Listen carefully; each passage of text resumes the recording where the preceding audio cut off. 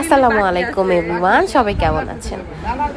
অনেকেই দেখেছেন লাস্ট কয়েকদিন যাবত আমি পেজে বিভিন্ন বিয়ের ছবি এবং আমার বিভিন্ন মেকআপের ভিডিও শেয়ার করছি। তো আজকে হচ্ছে শেয়ার করব, আমার হচ্ছে কাজিনের বিয়ে ছিল, আমার আপন চাচাতো ভাইয়ের।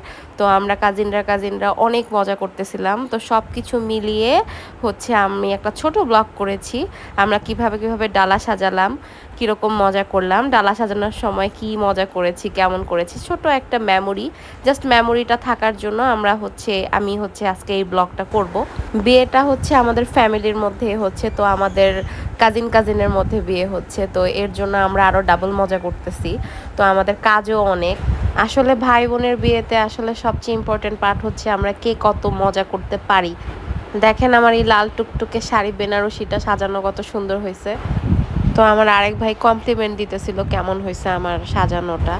মাঝে মাঝে আমাদের ভাই বোনের ক্রিয়েটিভিটি দেখে আমরা নিজেরাই স্যাটিসফাইড হয়ে যাই। পুরা ডালা সাজানোর দায়িত্বে ছিলাম আমি আর নাবিলা। আমরা আমাদের মনের মাধুরী ক্রিয়েটিভিটি দিয়ে আমরা ডালা সাজিয়েছি। এই যে দেখেন আমার দুই ভাই কেমন শয়তানি করতেছে, ওরা সারাদিন শয়তানি করতেই থাকে, ওদের শয়তানি আর শেষ হয় না।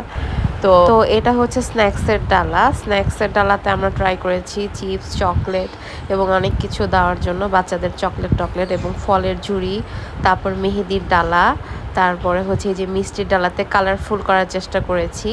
এবং হচ্ছে আমাদের হচ্ছে মোস্ট ইম্পর্ট্যান্ট পার্ট হচ্ছে বিয়ের লেহেঙ্গাটা আমি সুন্দর মতন সাজিয়ে দিয়েছি। এবং সবচেয়ে ইম্পর্ট্যান্ট কাজ করতেছিল নাবিলা। টিবন আমি কখনোই বাঁধতে পারি না, তো আমি সুন্দর মতন সাজিয়ে দিচ্ছিলাম আর নাবিলা উপরের প্লাস্টিকের কভার দিয়ে সুন্দর করে সাজিয়ে দিচ্ছিল। এই যে গ্লুগান দিয়ে যে সুন্দর করে প্লাস্টিকের র্যাপিং পেপারটা বসানো, এটা খুবই আমার কাছে হার্ড লাগে। এটা আসলে অনেক কষ্টজনক, সাইজ মতো বসানোটা অনেক প্যারা, তাই এটা নাবিলা খুব সুন্দরভাবে করে। তো অলমোস্ট আমাদের সব ডালাই গুছানো শেষ। আমরা হচ্ছে আমাদের এই ডালা গোছাতে মিনিমাম 2 দিন সময় লাগছে। আমরা লাস্টের দিন হচ্ছে মাছের ডালা গুছাই, সব কিছু শেষ করি। মাছের ডালা, লেহেঙ্গার ডালা, এগুলো সব হচ্ছে আমরা লাস্টে করি। মোটামুটি আমাদের সব কিছুই শেষ হয়ে গেছে অলমোস্ট। এগুলো হচ্ছে মুরব্বিদের ডালা। সবচেয়ে ইন্টারেস্টিং পার্ট ছিল হচ্ছে আমাদের মাছকে সাজানো। মাছের ভিতর দিয়ে, আপনাদের এখানে দেয় কিনা জানি না, বাট আমাদের এখানে মুখের ভিতরে টাকা দিয়ে দেয়, যে মাছ কাটে সে সেই টাকাটা পায়। তো আমাদের 2টা মাছ নেওয়া হয়েছিল। এটা হচ্ছে রুই মাছকে আমরা সুন্দর মতন সাজাই, কিন্তু এই মাছটা মুখ খুলতেছিলই না। আমরা এতবার ট্রাই করছি, ও বরফে জমে মুখটা একদম বন্ধ করে ফেলতেছিল।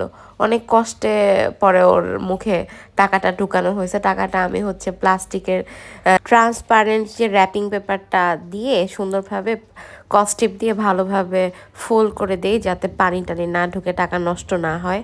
এই মাছের মুখে টাকা ঢুকানোর টাইমে আমরা হাসতে হাসতে শেষ হয়ে যাচ্ছিলাম, টাকা ঢুকতেছিল না।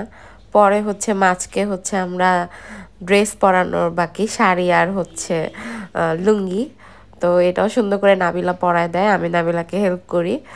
ও সুন্দর করে ভাঁজ করে খুব সুন্দর করে ফোল্ড করে শাড়ি পরায় দেয়, লুঙ্গি আর শাড়ি।